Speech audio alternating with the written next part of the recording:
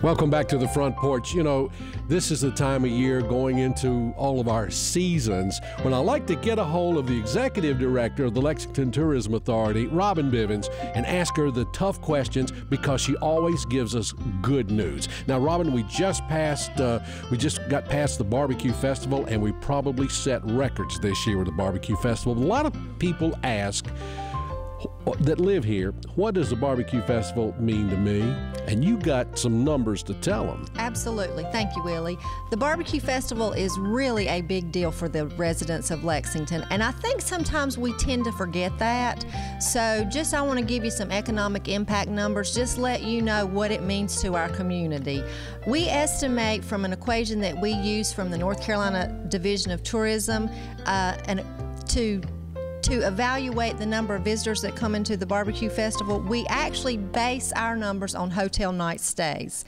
From our hotels in Lexington, we were all full for the barbecue festival. Of course, we had folks staying there for other reasons, but with the barbecue festival, we were able to fill those hotels up. We had a 20% increase in hotel room nights from last year. So we had about 590 hotel room nights that we attributed to the barbecue festival. Now, what that means to us is there's a definite, tangible monies that come right back into the community. Absolutely. And those people that stayed in those hotels, they didn't only drive in and sleep in those hotels and do nothing else. They ate our food. They shopped in our shops. They bought our gas. So when we put all those numbers together, we estimate that over $90,000 was brought in from those visitors to the hotels.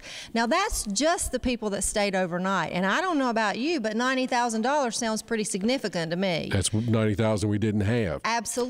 And also, we have a great amount of people that come in for the barbecue festival from outside of Lexington that come into the area, and they in turn spend their money here as well. They bought barbecue on the street. We know they bought barbecue on the street because we ran out of barbecue.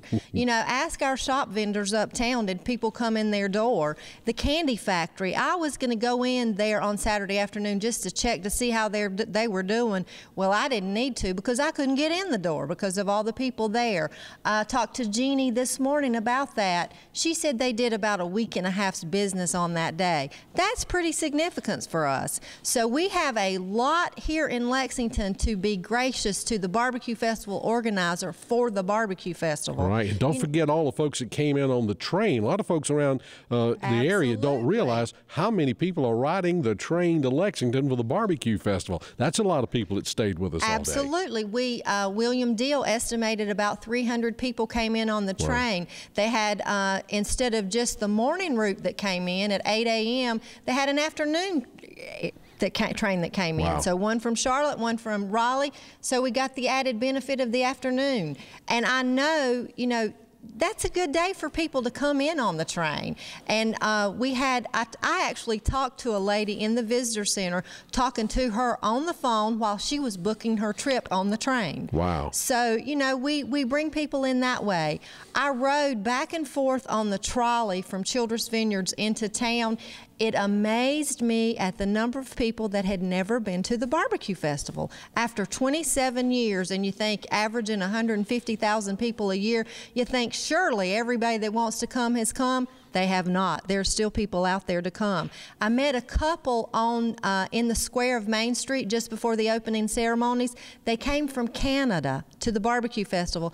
They came from Canada to the Lexington Barbecue Festival because there was a small inclusion in a newspaper article this past summer that mentioned the Lexington Barbecue Festival. They cut it out, put it on their refrigerator, and last week at the beginning of the week decided to drive down to Lexington. Wow. He just raved about hush puppies because they don't have hush puppies in Canada. Well, we've got it all, but the other thing I'm excited about, barbecue festival's always a fantastic thing for the hometown folks, but there's some other exciting reasons that folks are going to be coming to town for the rest of the year. Absolutely.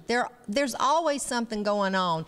If you meet a resident and they say there's nothing going on in Lexington, tell them to come see me. There's always something going on. Got a lot of activities going on for Christmas time. The first weekend in December is also another big weekend for Lexington. There will be a Christmas open house at the Childress Vineyards. There is a Christmas open house at Bob Timberlake Gallery.